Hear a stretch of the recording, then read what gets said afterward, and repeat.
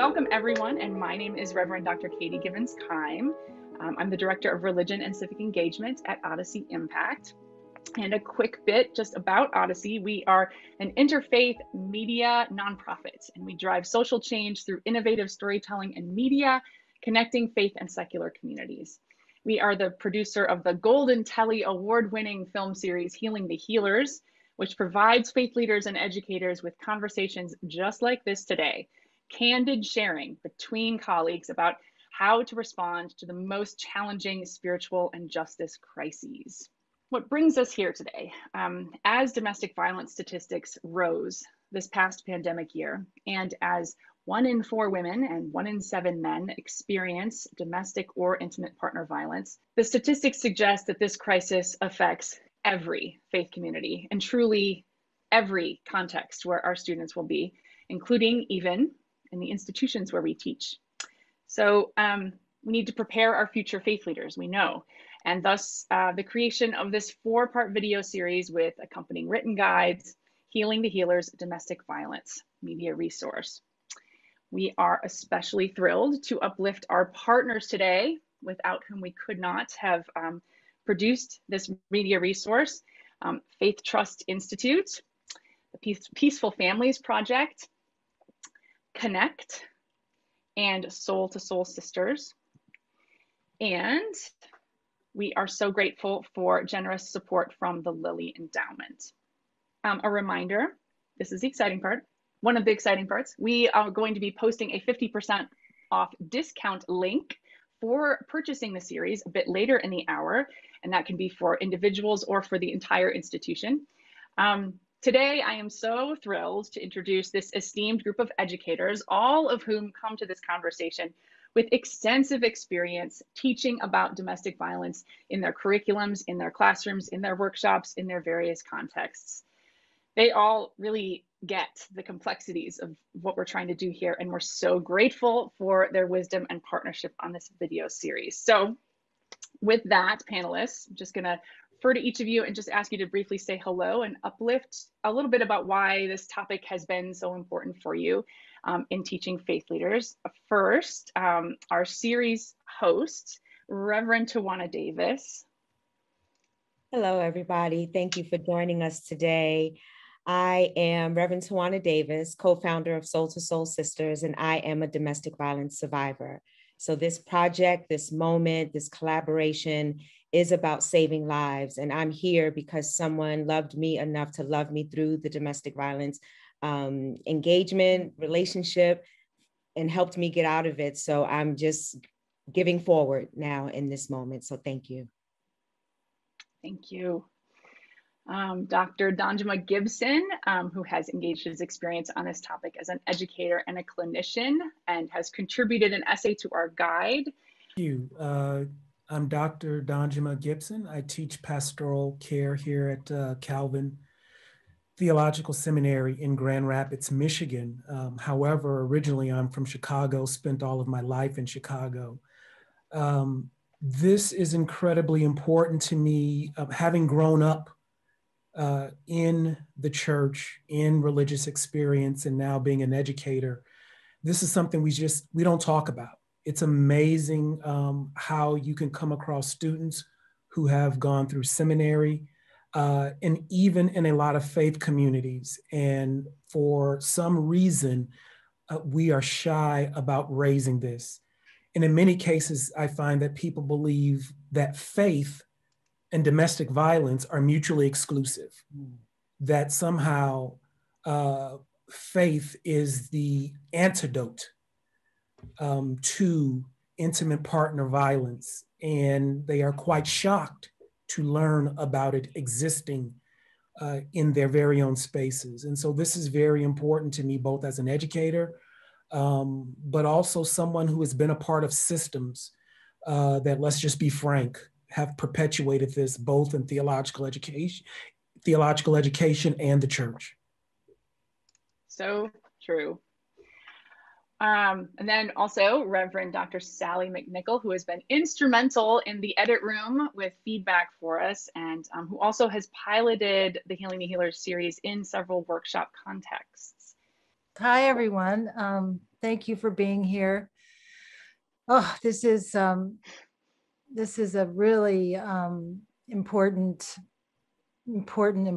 issue to discuss. I am the co-executive director of Connect. We do violence prevention. Our goal is to create safe families and peaceful communities in New York City. And we, for many years, have been understanding that faith communities have a huge, huge role to play in ending violence and addressing it. We've spent many years working with faith communities, and I can only, Dr. Gibson's words are very true. It's been a struggle, and it's just critical that our faith leaders and seminaries have a sense and not to be experts, but to have a way to identify domestic violence and to be able to address it in a way, because believe me, survivors want to go to their faith communities. That's where they want to go first, and they want to have that beloved community surround them and not one that silences and shames them. So thank you so much to Odyssey Impact for making this, and for Reverend Tawana for being so open and sharing with your experience. Really appreciate that. Absolutely. And Dr. Kate Ott, who has been invaluable in bringing the ethicist perspective and reminding us also, I love how critical it is to engage this topic across the theological education curriculum, not just pastoral care. So I want to second and third all of the thank yous, but also all of the reasons why this is important to be doing this work. I teach at Drew Theological School and also at Yale Divinity School, and in both places, I offer the primary education around sexual boundaries and sexual harassment and domestic violence prevention. And I'm glad that those two seminaries require all of their MDiv students going into internships to get this education. But honestly, it's not enough for us to talk about it once. We have to talk about it across the curriculum. And I think we need to create opportunities like this so that our leaders in faith communities who didn't get that education have the opportunity to feel empowered to address these issues, so that, as Reverend Dr. Sally McNichols says, they know, people in the pews know they can come to them and not be harmed. So part of my goals, my commitments are sexual and gender justice in our faith communities.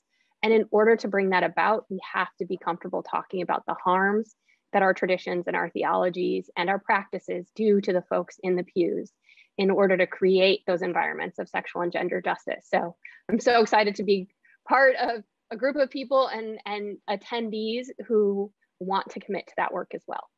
Beautifully said. Well, so now having named how important this work is, we want to just lay some foundation for this viewing experience, this community experience that's happening right now, and just really name it's an important subject and it's a hard subject.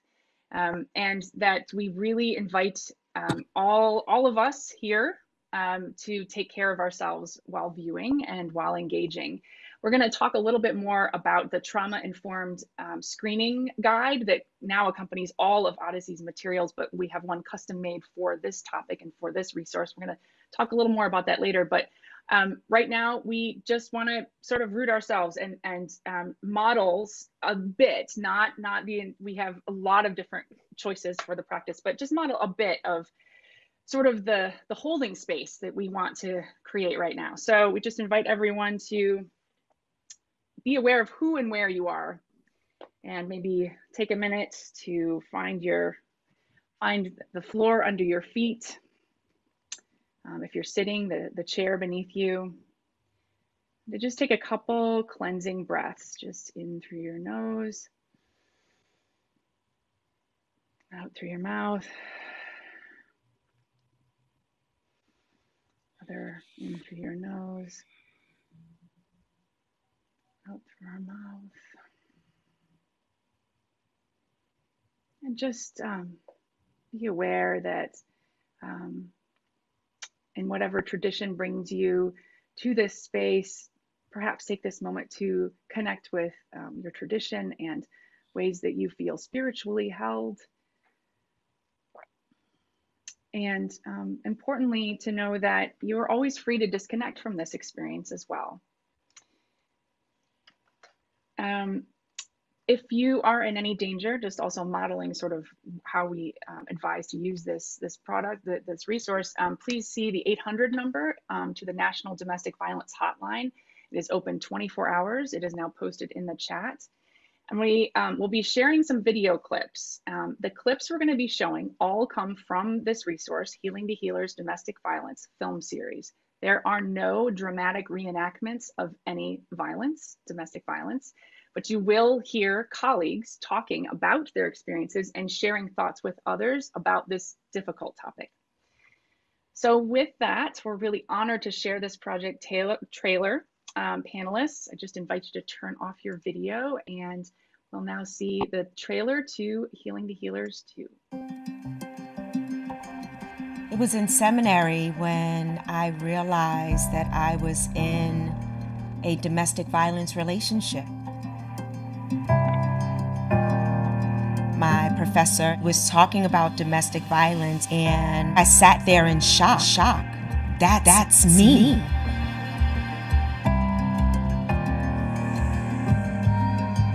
Deciding to leave was an end and a beginning. I've made it my mission to talk about my story, to find other faith leaders. What could I learn from them? How do we encourage more faith leaders to boldly speak and lead us through this crisis?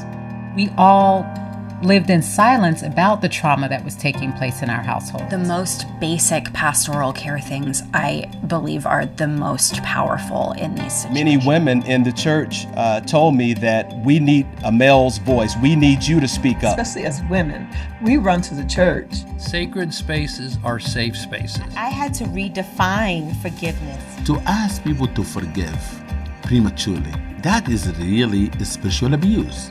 And we even use the sacred text to support that twisted thinking. What can we do to help you? That is how you talk to people. We have these wonderful tools before us.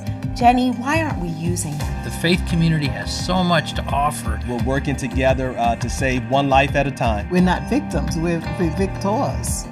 With 1 in 4 women and 1 in 7 men experiencing violence from an intimate partner, this is happening in every single faith community. It is a crisis. When someone comes to you, will you know what to do to save that person's life? Thank you so much. Oh, the natural thing the thing that feels really natural after watching that is to first be so thankful again to Tawana for being so open and sharing her story. And then to turn to you and just first, those of us this is an educator conversation. Can you just share more about that classroom experience in as much as you feel comfortable doing so? That's so important for everyone to hear who's an educator. Absolutely. Being an educator does not remove you from the realities of life. Being an educator, it's so important to stay connected with your students and with the extension beyond the students, with the staff, with the other faculty. And I think that's what happened for me in seminary as I was sitting in the classroom. Reverend Dr. Carolyn McCrary, who is the Pastoral Care professor at the ITC, invited a guest to come in and talk about domestic violence. And as that guest was drawing the power and control wheel on the whiteboard, I froze because I said, that is me. I did not realize that this was a thing, that I was in a domestic violence relationship. I made millions of excuses for my partner at the time, bipolar disorder, not on his meds, doing other things and making excuses. What can I do to fix it? What can I do to help? I think Reverend Benita said, as women, we go to the church because the church is comprised of 80% women. So it's natural for us to go to the church, and having church members tell me, or church leaders tell me, what are you doing? Don't say this, stay with him. You're not supposed to divorce. So sitting in this classroom and watching this power wheel, I just broke down and cried. So we talk about holding space. Class was paused And the students just rallied around me. The professor rallied around me. And I am boo-hoo crying because I could not believe, first of all, that I was still alive to even be in that moment. But secondly, the love that I received and the love that I was shown in that moment was just indescribable. This is what community is about. This is what community is about in seminary, building that community and really being attuned to what's happening. And I think that's why Reverend Dr. Carolyn McCrary brought in someone to talk about this, because 1 in 4 or 1 in 7 are impacted or dying from domestic violence in domestic violence relationships. So immediately I was taken out of the classroom, given resources, went to my local advocacy group, the National Coalition for Domestic Violence in Atlanta at the time. So I'm here to tell the story. It wasn't an easy journey, but seminary played that key role in laying the foundation of what domestic violence is and how I was personally impacted and what steps I can take care of me so that I can take care of the domestic violence relationship that I was in.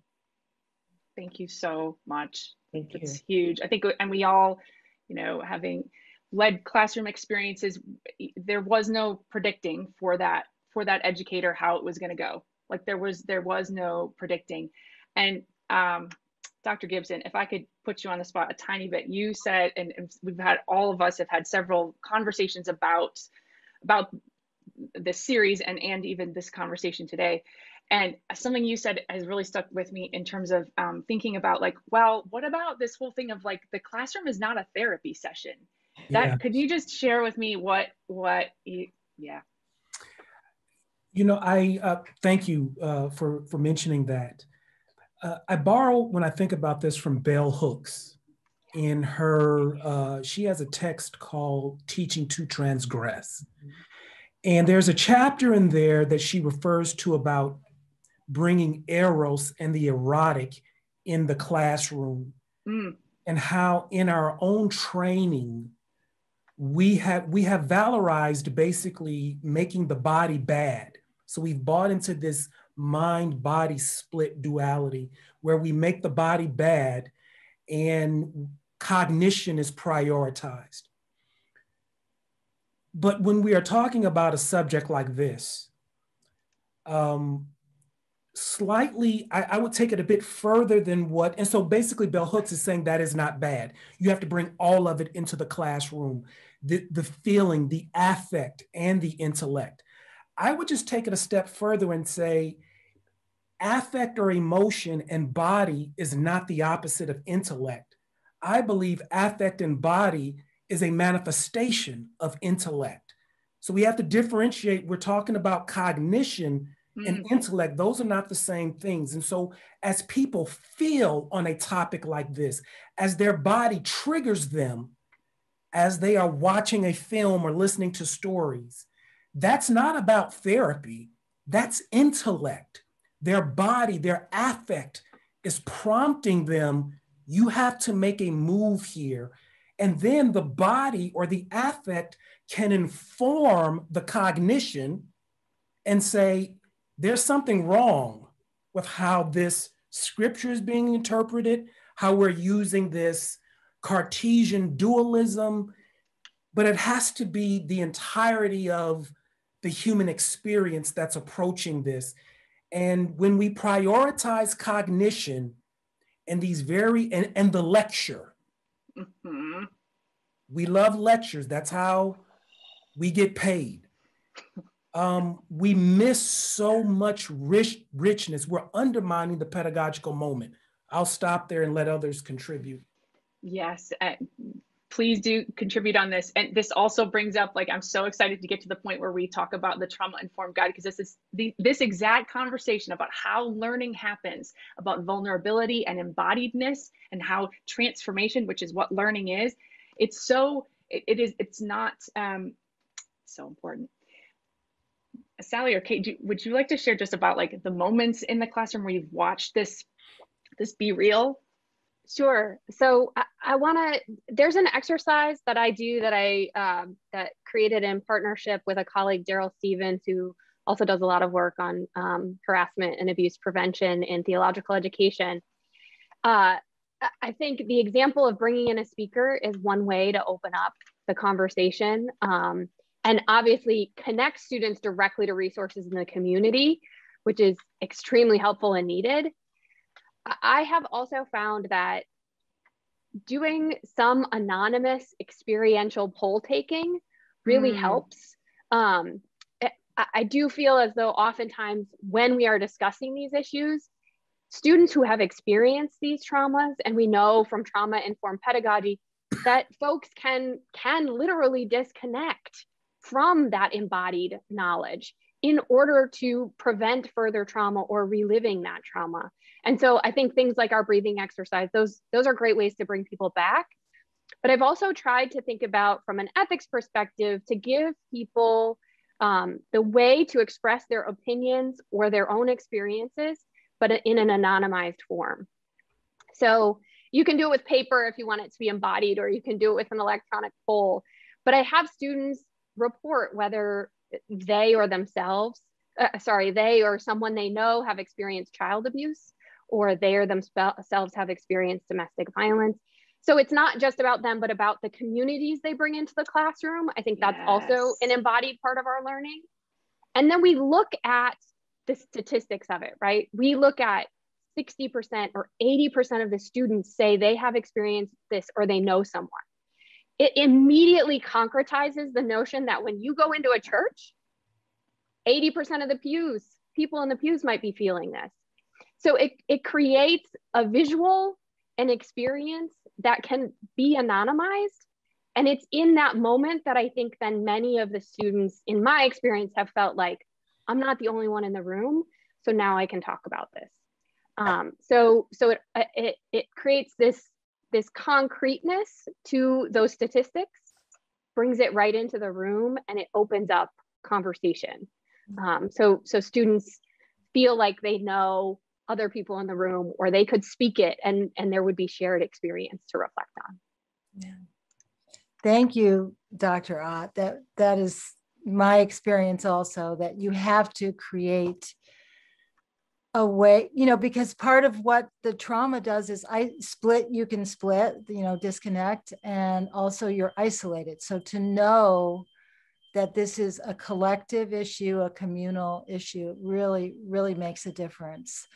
And I think for me, I've also used, which I think you mentioned, to just suggest to people, write a journal. I don't need to read the journal, just keep a journal. I always include questions that they could reflect upon. And I really appreciated what you said, Reverend Tawana, too, about, I think you were talking about being connected to the whole seminary. And I heard a wonderful way of talking about safety a couple of days ago from Dr. Gabor Mate. I don't know if anyone knows his work. He's a Canadian trauma and addiction specialist, but he said, safety is not necessarily the absence of threat, but it's the presence of connection. And so I think to create that connection in a classroom that will hold, just as you described so beautifully, Reverend Tawana, that, because I do myself feel that part of teaching is about healing in seminary. I mean, I just don't think you can get around it. And the power of naming, of creating a collective, connection in a classroom is a healing environment especially when we're dealing with these very, very difficult things. And also connecting it, for me, it's about, as a theological person, a theologian, it's connecting it to those doctrines and to your own theological experience, which has helped students a lot to make those connections that you were talking about too, Dr. Gibson. So, thank you. Yeah, go ahead. Can I just add something quickly? Yeah. In terms of, so we talk about this embodiment coming in the class, and how can we prep the body to engage this topic? sometimes you have to deal with some of the resistance that comes into the class. And these are just techniques that a couple of techniques I've used. For instance, sometimes there's resistance in the form of, why doesn't the person just leave? Oh, yeah. And so that shuts down all of the other. And so I'll ask the class, do this exercise with me. If you want to call it therapeutic, that's fine. Close your eyes. Imagine being in the presence of your lover. If it's not your lover, it's someone you love, a parent, best friend. Now imagine before class, this person just hit you as hard as they could in your face. Now imagine, I am telling you, call the police right now. And then students will sort of open their eyes, and I'll say, probably for the most of us in here, we would not call the authorities. You would have in your mind, I can go back home and work this out. You would have in your mind, let me save the family. You would be thinking in your mind, if I call the authorities, I am breaking up the family. And so all of these ideas, this in the form of resistance, they're just small thinking exercises that we can imagine that helps settle the resistance that's coming, as Dr. Sally just said, from the communities, that comes from social media, but that shuts us down or shuts students down in that pedagogical moment, and they won't be able to receive the information unless you deal with those things that are happening in the body. So true. And I think this is a good moment to just bring up, because I love that. What I feel like what you gifted us with here, Dr. Gibson, is a concrete teaching strategy that, you can use or not, there's many, many ways in here. And we just want to uplift, there's been a couple questions in the chat. We just want to say that accompanying the series, as I mentioned earlier, is this robust written guide that includes a diverse array of contributions from several theologians and community resources and our partners. And it also includes, for the first time, we are trying out, we included ACPE outcomes and APC competency tagging, supporting chaplaincy education contexts.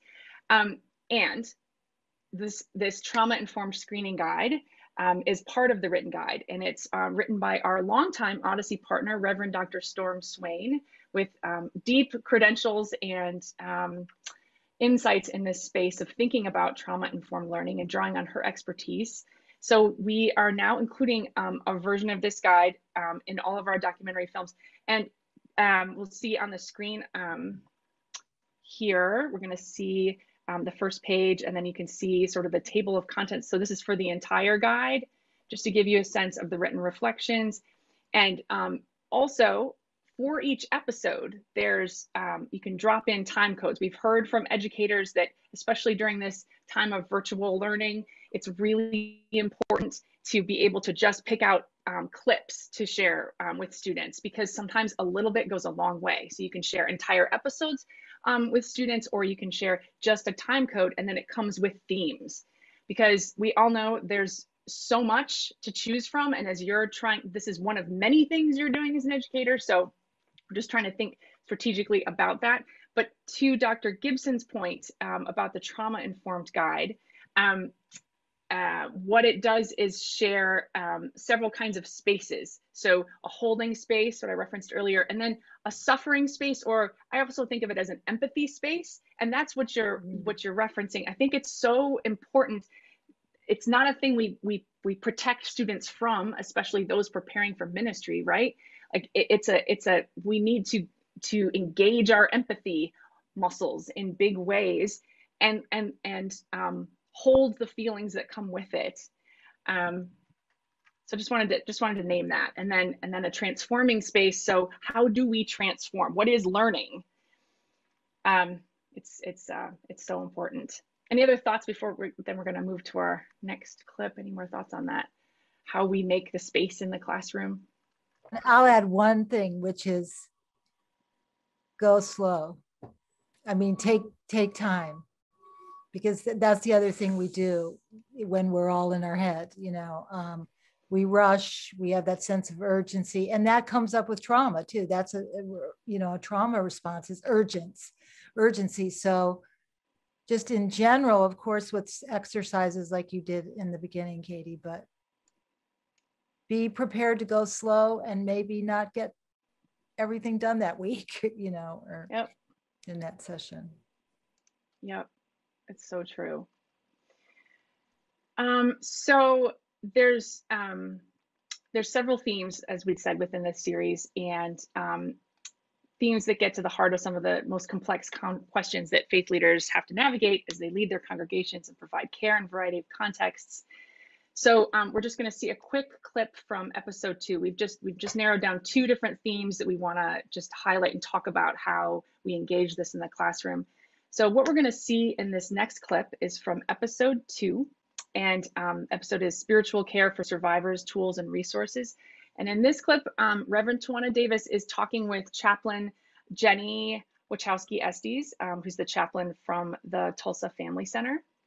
And so panelists, I invite you to turn off your camera so we can see that clip. What's your experience with family on this journey? Oh, I think I'm all about healing cycles of generational trauma, that every new generation has an opportunity to heal from all of the things in the past. I mean, it's hard. It's hard. When I think about family, how difficult it is to navigate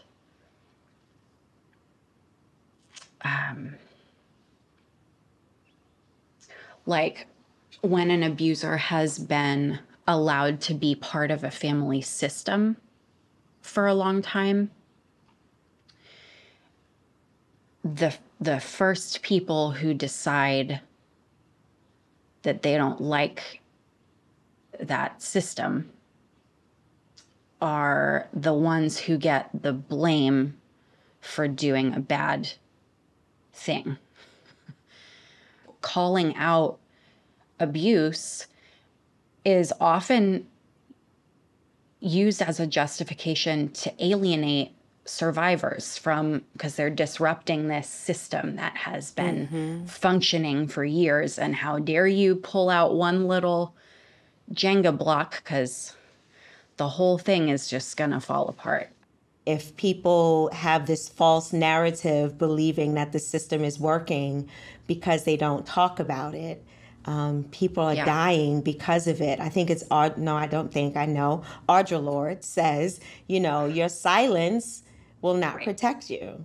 Right. And in some cases, it will. Because if I don't speak up and out, then I won't get the adverse forces coming at me saying that I'm wrong and why am I doing this and why am I the disruptor. And so sometimes my silence will protect me, but it's not a divine protection. It's not a good protection. It's not a transforming protection. It's not like it's protecting me from a perpetrator or an abuser. I think that abuse is so normalized in family systems, and that's what makes it so insidious, and that is what makes it last in faith communities too, especially if you've got generations of a family in a church community. I mean, oh my gosh. So I just want to mention that Jenny is also a survivor, and I'm appreciating as I watch that clip how the nature of these peer-to-peer intimate conversations are so brave and courageous. And to me, I mean, I'll say, so I'm my favorite pastoral care thing to teach, if I'm just going to name it, is, I love family systems. It always in pastoral care 101 classes, it just really opens students up in a way to doing some self-work that's important. And So how do we do this how deeply can we go when we're preparing students for this as faith leaders who must respond often to entire family systems? I mean, this is like one of the most frequent questions, right? Well, what about everybody in the system who's victimized by surviving and doing the harm? How do y'all respond when that comes up in the classroom as a question? Yeah, I get that question a lot. You're going to get it in seminaries. The question that I always get is, what about the abuser and what about forgiveness? And, one of my responses is, I hear you, but how do we skip over the battered and the abused so quickly? How do we skip over doing theology around broken bodies? And so one thing I encourage the class is, I think it's important, number one, that you prep them that we're going to have this session, we're going to have this class. Yes. Yep. And you should do that weeks before so that you are preparing them. But I also caution them about, the pedagogical moment is not where we resolve the tension. It's how we resolve the tension. And I think, the immediate focus on, where people go to, what about forgiveness? What about the abuser? And I get it, because being a faith community, being the church, I get it, the mission to redeem all. But then I also unpack, okay, what does forgiveness look like? Sometimes forgiveness and separation, they're not mutually exclusive.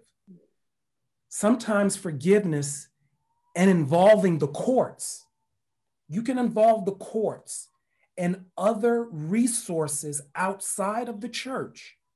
You can involve law enforcement and you can forgive at the same time. But then we even have to unpack, and I always challenge my students with this, what does forgiveness look like?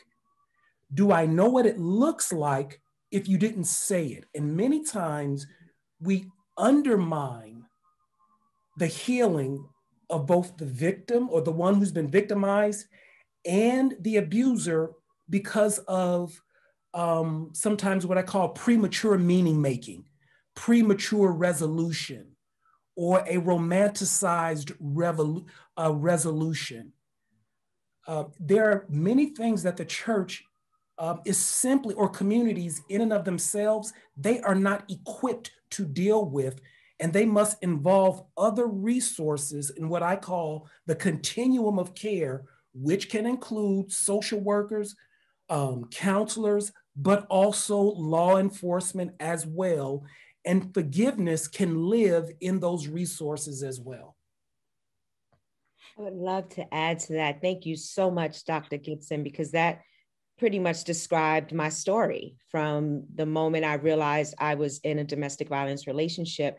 And I think, Katie, to answer your question, it's really having a toolbox to dig into, because not every situation is the same. So some will involve law enforcement, others will involve leaving to another state, others will involve, some sort of mediation and therapy and counseling for both parties, because there's healing that needs to happen on both ends. But I think it's really what's in your toolbox. And this resource, this moment, this series is about giving leaders tools so that okay, this tool is not going to work in this situation, so let's try this one, or, this other tool, because every situation is different. I just want to add a piece about law enforcement. We're living in an age where we're struggling with the trust with law enforcement. And there are some situations where law enforcement doesn't know what to do in domestic violence cases. And I had a situation where I was standing in front of my building in Harlem. I was born and raised in Harlem, and I'm standing in front of my building, and my husband, who was my abuser, comes up to me, and a police officer happened to be walking by, and I'm like, Miss, officer, I have an order of protection, and he's harassing me. And he says, well, she called me over, and she was like, well, there's nothing I can do. So, but see, in her mind is, when I have that order of protection, if I invite the person over, it makes the order of protection null and void. So she walks away, and I couldn't believe, I'm standing there like, oh my goodness. Or a judge telling us not to talk to each other while we're in the courtroom, but yet he's in shackles, hands and ankles, and steady talking to me. And I'm looking at the judge like, are you gonna stop him from talking to me? So those are things where it's operating out of an ignorance of an unknown and not knowing. So giving tools to all of those things Dr. Gibson just eloquently mentioned, and having the tools and the wherewithal and the courage to really stand for the person who is being abused and victimized, and knowing which tool to use in that particular moment. Yeah, and let me just put in here. So in there, we also, as part of the tool guide, we're just sharing it here too. There's a PDF that's a community resource guide to help students think through like and to really question who are all the different options, including DV advocates, maybe even more important than law enforcement in some cases. But yes, Dr. McNichol, go ahead. Sorry. No, just to say that I think it's so important. The toolbox is important, and also the commitment, because there's the not knowing, and there are people who do know. Mm-hmm. And because of power, and because of that family system that you were just talking about, in the family system and the system of the church or the faith community, that pastor or faith leader is not going to interrupt that. And that's why it takes a lot of work, working up to it, and having, seminarians trained. I mean, we have worked with seminarians who are now in churches, not as the pastor, but as part of the women's ministry, who have seen the need for this because they know what's happening. And they have started domestic violence ministries. And once the faith leader has understood what the real implications of that are, because no faith community is going to say we're for domestic violence, But when something jumps up where the power arrangement is challenged, we've had domestic violence ministries shut down or subtly sabotaged. Oh, sorry, we're having the men's ministry that day. You can't do your conference. I mean, really things like this. So that's why we need to build faith leaders who really will take this on. Yep, absolutely. I think I was just going to say, that's where I also feel like learning about family systems theory in a pastoral care and counseling class, which is normally in seminary where that gets taught, can also be brought in across the curriculum in different ways, right? I mean, family systems theory, from what I think, also applies to churches, right? You can go in and use that same system to think about the way your church is functioning and power dynamics. So you could even think about, how do you want to change that system? I know for some young seminarians going into new congregations slowly, but what needs to change in that system so that if someone did come forward, you would have a system that would support that person, that looks different from the current family system they're coming out of, rather than just repeating the harm in the church community. So I think that's extremely important. I get a lot of students who I think their assumption is, I'm not going to have to deal with this issue at all. Or secondly, I'm only going to have to deal with it if one person comes to me, and then I have to do crisis management in that one person. And I think the approach of family systems, as well as what I would sort of say social ethics in general and justice work, helps us see is that when domestic violence happens in a family unit, it is also a symptom of society. It's a symptom of theology, of our culture that has problems in it. And we can always be doing that work. We can always be doing the work of changing our theologies that contribute to violence and heterosexism and sexism. We can do that work writ large through sermons, through Bible studies. But if we're doing that work, it works on changing that system in the wider communities we're part of. And so I really think, and from my point of view, that's sort of like the metanoia. That's not just forgiveness, but that's accountability on a social level that we all need to be participating in. So that plus those direct tools that help in, you know, both one-on-one and family situations, I think are really important. And I saw a comment about children in the chat, which I know there's resources about that. But I also think this comment goes to that more broadly. We don't have theological support that says children are full human beings in our faith communities. Right. So how do we expect them to come forward, or how do we expect them to be healed in these circumstances? I think that's also a theological approach we have to change. Absolutely. And I'm keeping an eye to time. I want to get in the other node that Dr. Gibson actually brought up a little earlier too is about forgiveness, and it goes right to ethics as well. And also to this point about how we will encounter students at different moments in when students and persons within congregations from different moments from when the violence happened. So it could have been years ago and they are reconciling it. So just want to, we're going to show this clip from episode 3, and episode 3 is From Harmful to Helpful: Religion and Masculinity. And in this one, Reverend Davis is discussing spiritual abuse, forgiveness, and sacred text misuse with Imam Mohammed Majid, who is executive imam at Adams Center, Al Dulles Area Muslim Society, and an advisory board member and trainer at Peaceful Families. When we talk about healing, one of the things that I want to make sure me as a clergy don't do is to ask people to forgive prematurely. That is really a spiritual abuse. Why this man not asking her for forgiveness? Why not the abuser asking for forgiveness? I said healing is not a switch, turn on and off. Forgiveness is not a switch, you turn on and off. Here I am a good 10 years out of my relationship, and I still find those areas where I need to check back with self and still do the work necessary to remain in a mode of healing. When I left, it was the ending of one thing, but it was also the beginning of another, a beginning of a new life, of healing and transformation.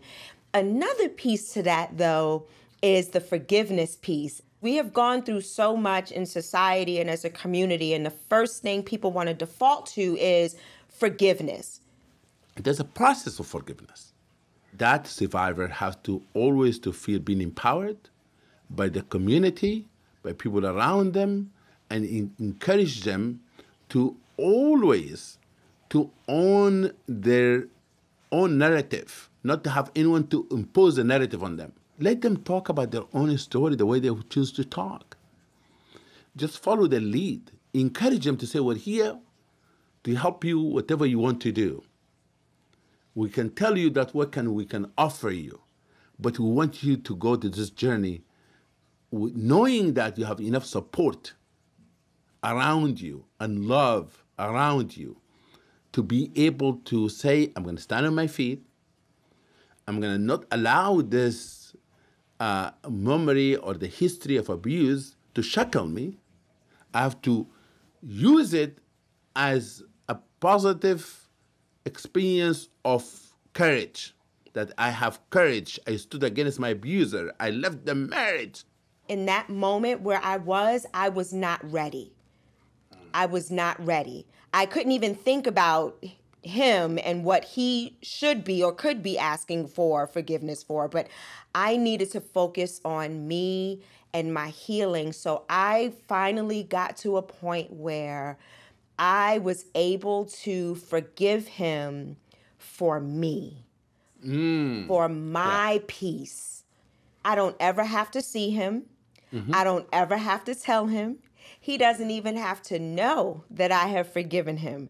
But for me and God, that forgiveness point freed me up. Freed me up so that I wasn't angry at the world for something that he did to me. Now I can forgive. And I had to stop blaming myself.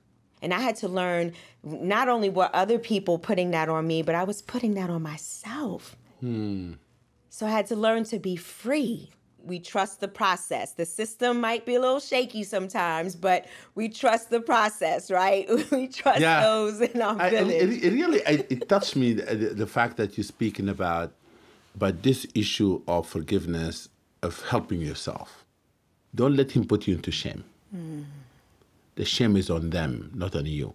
For me, there's a lot of aspect of the healing process deal with the theology, with the spirituality also, of asking why God did this to me.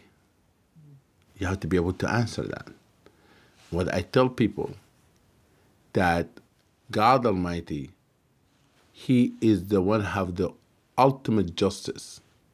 When you forgive, as you just mentioned, is to liberate yourself from losing sleep at night by having a grudge in your heart. So to say to this person, I'm going to really take control of my heart. I'm not going to allow you to corrupt my heart. I'm not going to allow you to occupy any space in my heart no more.